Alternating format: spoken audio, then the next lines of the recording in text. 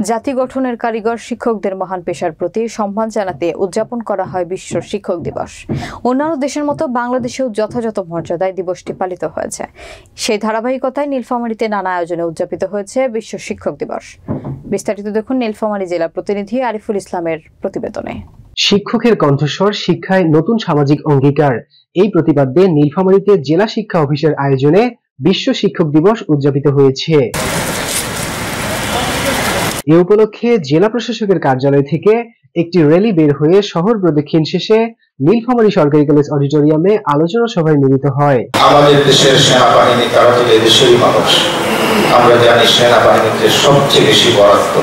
আপনারা লক্ষ্য করেছেন প্রতিটি ক্যান্টনমেন্ট কিভাবে সুসজ্জিত, কিভাবে শৃঙ্খলিত। আমি শিক্ষা বাহিনীকে এরকম শৃঙ্খলিত করতে পারবো শুধু জিডিপির 6% বরাদ্দ দেওয়া। নীলফামারী সরকারি কলেজের অধ্যক্ষ প্রফেসর মোহাম্মদ মাহবুবুর রহমান ভূঁইয়ার সভাপতিত্বে আলোচনা সভায় প্রধান অতিথি ছিলেন জেলা প্রশাসক মোহাম্মদ নাইরুজ্জামান। এ সময় বিভিন্ন শিক্ষা প্রতিষ্ঠানের শিক্ষার্থী ও শিক্ষকরা অংশগ্রহণ করেন। শিক্ষক দিবসকে সামনে রেখে শিক্ষার্থীরা নানাভাবে তাদের প্রিয় শিক্ষকদের প্রতি কৃতজ্ঞতা জানিয়েছেন। তারা বলছেন, আমি চাই আমার শিক্ষকরা ভালো থাকুক। আমাদের শিক্ষা অর্জনের ক্ষেত্রে শিক্ষকদের অবদান অনেক বেশি। আজ বিশ্ব শিক্ষক দিবস, আজকে আমি আমার সকল শিক্ষককে সম্মান ও শ্রদ্ধা জানাচ্ছি। বিশ্বের সকল শিক্ষক ভালো থাকুক, শান্তিতে থাকুক, আজকের এই দিনে এটাই আমার প্রত্যাশা।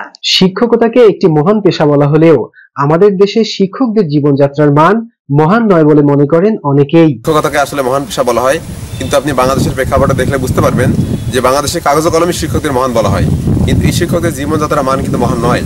আমি যদি আপনার একটি পরিসংখ্যানে বলি যে বাংলাদেশ বিশেষ ক্যাডার সার্ভিসে প্রতি বছর যখন বিষয়ভিত্তিক সাবজেক্ট চয়েস দেওয়া হয়, ক্যাডার চয়েস, তখন আসলে কোনো ছেলে মেয়েই এই শিক্ষা ক্যাডারকে প্রথমে চয়েস দেয় না।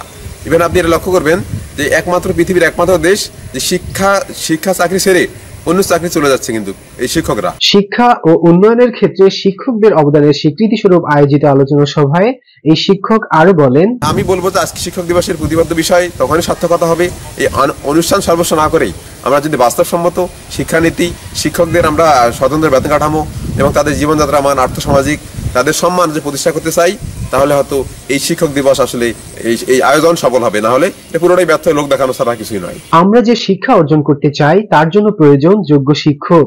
জাতি গঠনের কারিগর শিক্ষকদের জীবনমান উন্নয়নের সাথে সাথে এগিয়ে যাবে আমাদের নতুন বাংলাদেশ।